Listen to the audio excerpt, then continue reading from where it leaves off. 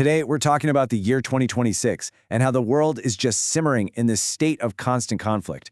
From Eastern Europe all the way to the South China Sea, tensions aren't just high, they are actively boiling over.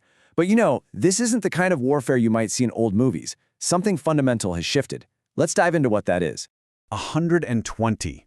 As we speak, there are 120 armed conflicts happening around the globe. Just take a second to let that number sink in. It's a staggering figure, and it tells us that the era of relative stability, what some people call the long peace, is definitely over. We have entered a new, much more volatile time.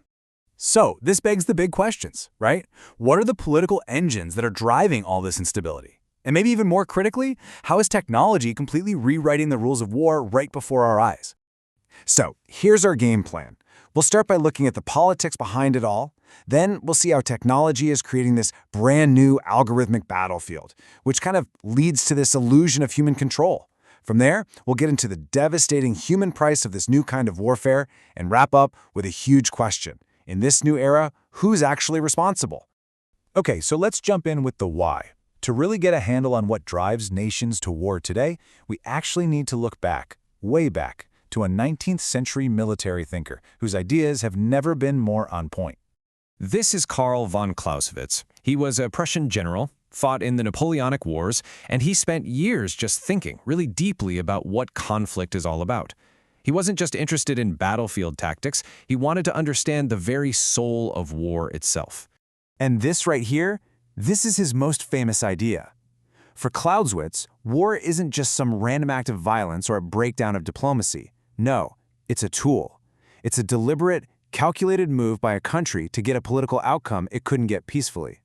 So the key takeaway is this: if you want to understand a war, you first have to understand the politics driving it. Which brings us right back to today. The political chessboard is more crowded and way more complicated than ever before. We're seeing major powers aggressively pushing their own interests, and they're using conflict or even just the threat of it to get what they want all across the globe.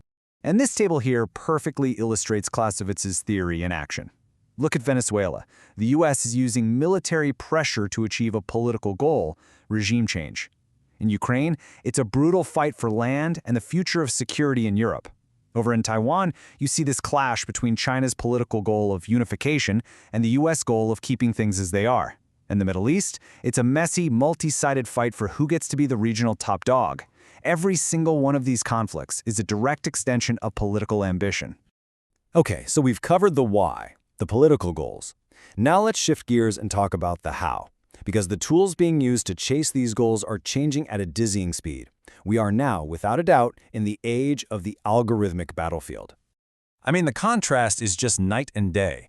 Old-school warfare was all about slow, human-led planning. It could take days to plan a single bombing run. Today, autonomous drones and AI systems can map, prioritize, and attack targets in just moments. The entire process, the whole kill chain, has been squeezed from days and hours down into seconds. And this quote from digital business specialist Pedro Taberga just nails it. We tend to focus on the idea of killer robots, but the real revolution and the real danger is how fast these decisions have to be made now. Our brains just aren't wired to keep up with the speed of an algorithm. This brings us to a really unsettling question. The official line is always, "Don't worry, there's a human in the loop to make the final call." But in this super fast algorithmic world, is that control just an illusion? Military psychologists actually have a name for this: automation by consent. Think about it for a second. An AI system flags a target, presents a kill solution, and the human operator has maybe 3 or 4 seconds to say no? Is that a real decision, or is it just a reflex? At that moment, the human isn't really in control, they're just there, basically rubber stamping what the machine has already decided to do. And the systems themselves are so dangerously flawed. They're full of algorithmic bias. A farmer carrying a tool can easily look like a soldier to an AI that was trained on bad data. They're also vulnerable to data manipulation, where tiny, almost invisible changes to an image can totally trick the system. And then there's the ultimate loss of control. What happens if the drone loses its connection to the operator? Its next move is already pre-programmed in its code, not written down in some international treaty. So when you deploy these super-fast, semi-autonomous, and flawed systems to achieve political goals, what's the result on the ground? We have to look at the human price of this new kind of war.